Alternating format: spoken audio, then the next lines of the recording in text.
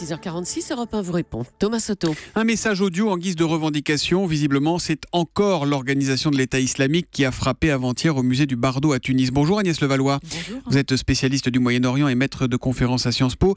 Cette revendication de l'État islamique est-elle crédible selon vous ? Elle paraît assez crédible. Alors, je ne suis pas une spécialiste des communiqués, mais après l'avoir lu et l'avoir écouté, oui, il paraît crédible dans la formulation, dans la façon de revendiquer cet attentat, en disant très précisément que c'est le musée du Bardo qui est visé et non pas le Parlement, comme on a pu le penser au départ, parce qu'il y avait une discussion justement sur un projet de loi antiterroriste, et avec l'idée vraiment de combattre des croisés, donc les Occidentaux, donc visant les touristes. Et donc, c'était bien cette cible.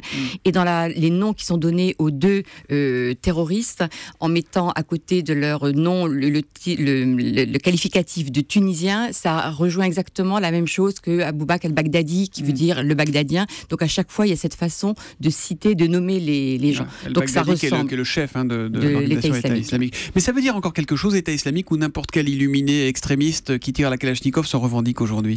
Alors c'est exactement ça la question, c'est-à-dire que là en Tunisie, on est quand même très loin de la base territoriale de l'organisation de l'État islamique.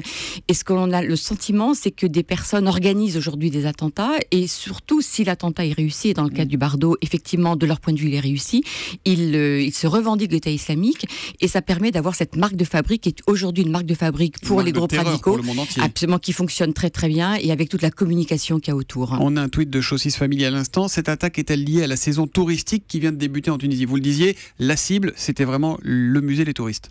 Oui, on ne peut pas s'empêcher de penser effectivement que la Tunisie est en train de relever la tête quand même après cette transition démocratique, transition politique réussie, puisque quand même la Tunisie est le seul pays où vous avez toutes les forces du spectre politique qui sont présentes, en partant d'un Nahda qui représente l'islam politique aux forces libérales. Donc c'est vrai que cette expérience qui est en train de fonctionner donnait envie à certains touristes de repartir et de redécouvrir cette Tunisie.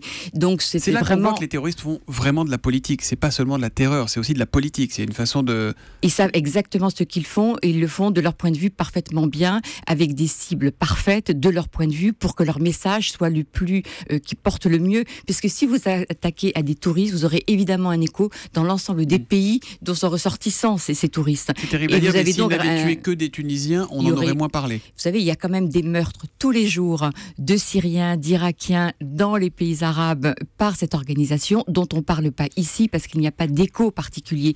Et donc cette organisation a bien compris que pour nous toucher, il fallait toucher nos ressortissants, et effectivement ça marche très bien de ce point de vue-là. Le mode opératoire est le même que pour Charlie Hebdo ou Copenhague. Est-ce que dans le cas de la Tunisie, ce sont aussi des enfants du pays qui ont frappé ? Oui, apparemment, d'après les premiers témoignages que l'on a et les premiers résultats de l'enquête, ce sont des Tunisiens, un de la banlieue de Tunis, apparemment un jeune homme qui était très discret. Pareil, avec le sentiment, effectivement, que ce sont des personnes auxquelles on ne s'attend pas, avec des profils qui ne sont pas forcément des profils caractéristiques et qui permettent justement de mettre sous surveillance, même si l'un d'entre eux, apparemment, a été quand même surveillé par les services de police.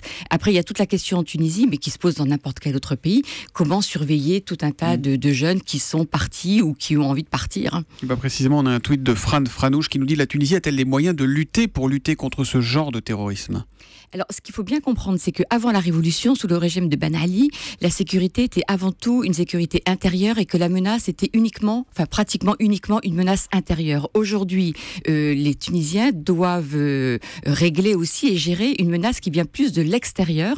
Et pendant 4 ans, les services de sécurité, l'armée, la police ont été quand même déstabilisés par ce qui s'est passé. Les premiers mois de la Révolution, il n'y avait plus beaucoup d'États.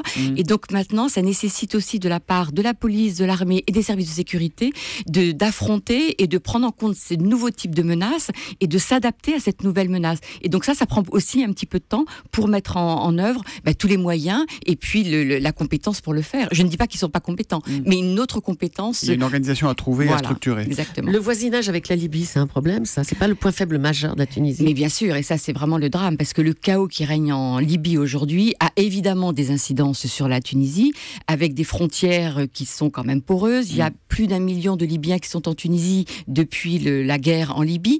Donc il y a une circulation entre les deux pays. Et donc là, je pense que la Tunisie va évidemment demander des moyens supplémentaires pour l'aider à protéger cette frontière. Dernière question, c'est un tweet de Cicciolini qui nous dit: ils ont réussi, je ne risque pas d'y retourner. Est-ce que vous iriez en vacances là-bas ? Oui, parce que regardez, des attentats, il y en a eu à Copenhague, à Paris, donc on peut absolument pas tomber dans cette peur.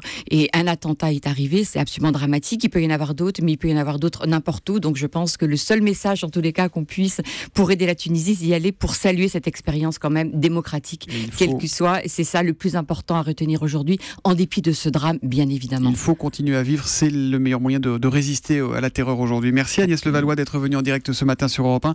Merci et bonne journée à vous. Bonne journée.